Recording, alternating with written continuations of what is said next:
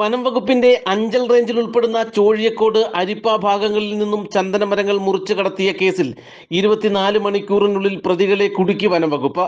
ചന്ദനമരങ്ങൾ മുറിച്ചു കടത്തിയ വിതുര കല്ലാർ വിജയഭവനിൽ 45 വയസ്സുള്ള ശിങ്കിടി വിജയൻ എന്ന വിജയൻ, തിരുവനന്തപുരം ഒറ്റശേഖരമംഗലം ബദേൽ ഭവനിൽ 51 വയസ്സുള്ള അജിതാഭായി എന്നിവരെയാണ് വനപാലക സംഘം പിടികൂടിയത്.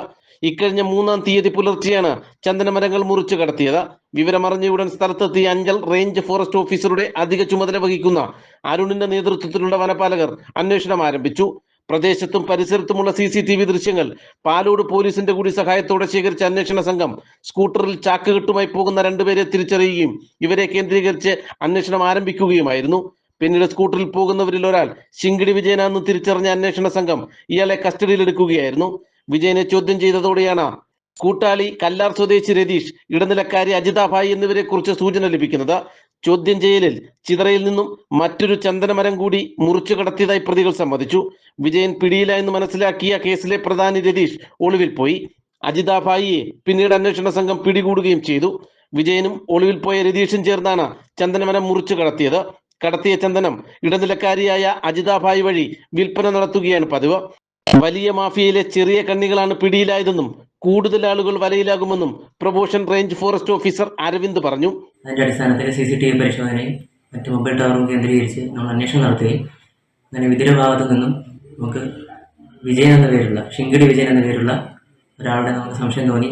പുള്ളിയെ നമ്മൾ ചോദ്യം ചെയ്യുന്നതിന് വേണ്ടി സ്റ്റേഷനിലോട്ട് കൊണ്ടുവരികയും അതിനൊപ്പം തന്നെ പുള്ളിയിൽ നിന്ന് അറിയാൻ കഴിഞ്ഞ ഒരു ഇടനിലക്കാരിയായ അജിതാഭായി ഒറ്റശേഖരമംഗലത്ത് നിന്നും അവരെ നമ്മൾ സ്റ്റേഷനിലോട്ട് കൂട്ടിക്കൊണ്ടുവരികയും അങ്ങനെ ആ ചോദ്യം ചെയ്യലിൻ്റെ ഭാഗമായിട്ട് നമുക്ക് ചിതറ ഭാഗത്ത് നിന്നും ഒരു ചന്ദനമരം കൂടി മോഷണം പോയിട്ടുള്ളതായിട്ട് അറിയാൻ കഴിയുകയും ബാക്കി ഇതൊരു നെറ്റ്വർക്ക് സെൻറ്റർ പോലെ ഇരിക്കുകയാണ്.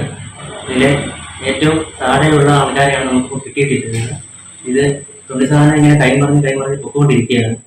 അപ്പം അന്വേഷണം പുരോഗമിക്കുന്ന ഭാഗമായിട്ട് നമുക്ക് ബാക്കിയുള്ള പ്രതികളെ വരുന്ന ദിവസങ്ങളിൽ നമുക്ക് കിട്ടുമെന്ന പ്രതീക്ഷയിലാണ് നിൽക്കുന്നത്. ഈ മരം മുറിച്ചിരിക്കുന്നത് വിജയന്റെ കൂടെ ഒരു സഹായി കൂടെയുണ്ട്.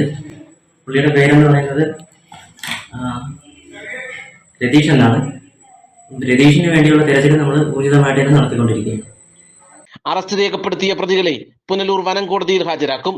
റേഞ്ച് ഓഫീസർമാരായ Arun, Aravind, deputy forest officer Anilkumar, section forest officer Naushad, beat forest ഓഫീസർമാരായ രമ്യ, ജിഷാജി നായർ, അനു, വാച്ചർമാരായ അനിൽകുമാർ, അനൂപ് ഭാസ്കർ, വൈശാഖ്, സാബുനാഥൻ എന്നിവരടങ്ങുന്ന സംഘമാണ് വനം വകുപ്പ്, ഇന്റലിജൻസ്, ഫ്ലൈയിങ് സ്ക്വാഡ് എന്നിവരുടെ സഹായത്തോടെ പ്രതികളെ പിടികൂടിയത്.